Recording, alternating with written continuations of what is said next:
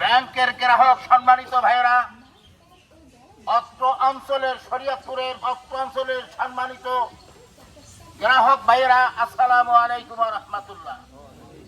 আজকে এমন একটি ভারাক্রান্ত মন নিয়ে আপনাদের সামনে আমি একটি কথা বলছি।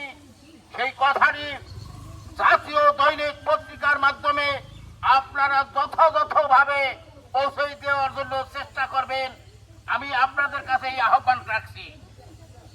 আমি বর্তমান সরকার মহোদয়কে আমি স্মরণ করিয়ে দিতে চাই যে 5ই আগস্টের সর্বসাধারণের আন্দোলনের ফসল আপনি বাংলাদেশের সরকার। আপনার সরকারের পরিচালনার জন্য এই দেশবাসী সকল পর্যায়ে আপনার বৈধ সিদ্ধান্ত মেনে দিতে সদা প্রস্তুত আছে ইনশাআল্লাহ।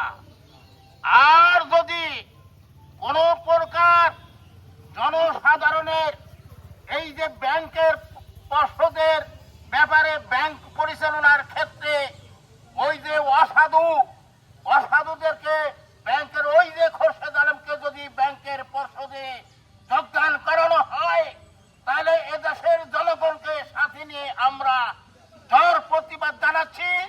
আপনি অচিরেই তাদেরকে থেকে ব্যাংকে মুক্ত রাখার জন্য যথাযথভাবে আপনার কাছে অনুরোধ করছি।